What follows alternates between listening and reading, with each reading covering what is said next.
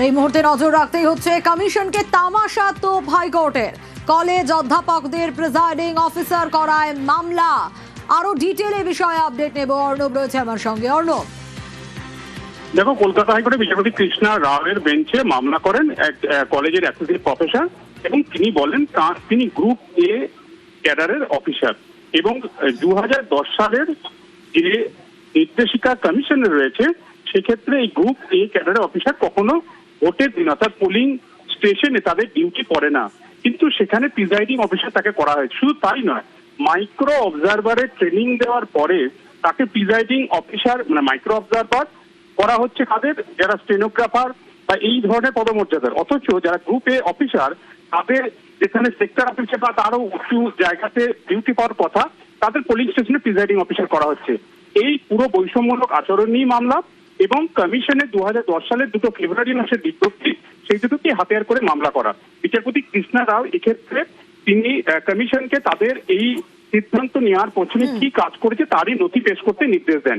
কিন্তু আজকে কমিশনের তরফে জানানো হয় যে এই মুহূর্তে সারা রাজ্যে সমস্ত জেলায় প্রায় 100 জন করে এরকম প্রিজাইডিং অফিসার রয়েছেন, যারা এই অ্যাসোসিয়েট প্রফেসর বা কলেজের অধ্যাপক বা টিচার তারা রয়েছেন। এই অবস্থায় যদি চেঞ্জ করতে হয় তাহলে পুরো বিষয়টা একটা প্রভাব পড়বে।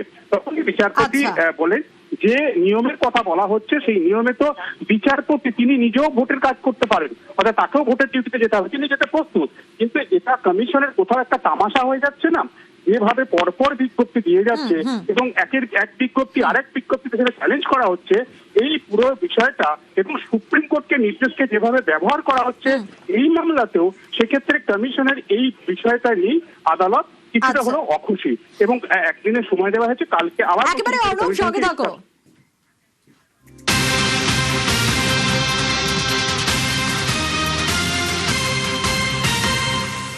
নজর রাখবো। অদিতি মুন্সির বিরুদ্ধে হাইকোর্টে মামলা, অদিতির মনোনয়নকে চ্যালেঞ্জ করে মামলা, হলফনামায় ত্রুটির একটা অভিযোগ উঠে আসছে। অর্ণবের কাছ থেকে ডিটেল আপডেট নেব। অর্ণব, ত্রুটি কোথায়, কি অভিযোগ উঠে আসছে, কি কারণে এই মামলা?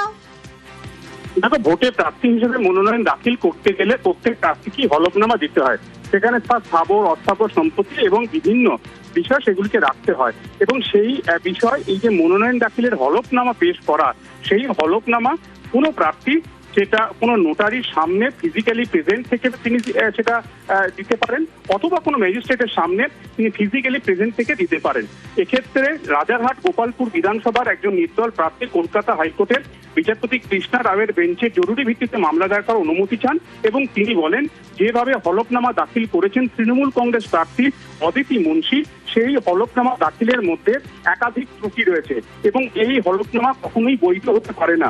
পুরো বিষয়টি বোঝার পর বিচারপতি কৃষ্ণা রাও মামলা দায়ের করার অনুমতি দিয়েছেন, এবং সোমবার দিন এই মামলা শুনানির জন্য আসবে। এবং এক্ষেত্রে নির্দল প্রার্থী এ ঘোষ তিনি বলছেন যে অন্য আর 5 জন প্রার্থীর জন্য যদি একরকম নিয়ম হয়, কেন অদিতি মুন্সির যেন 2 রকম নিয়ম কমিশন ধার্য করবে, তাই তিনি এই মামলা করেছেন। এবং তার এই হলফনামা দাখিল, তার যে নোটারি করা, এই পুরো বিষয়টাই মনোনয়নের যে প্রক্রিয়াটাই সেটা আন্ডার জুডিশিয়ালি রিভিউতে আসুক এবং আদালতে এই বিষয়ে হস্তক্ষেপ করুক। সোমবার দিন মামলা শুনানি, এবং সেখানেই বিচারপতি কৃষ্ণা রাও কোন রকম পর্যবেক্ষণ রাখেন কিনা বা নির্দেশ দেন কিনা দেখার। বেশ।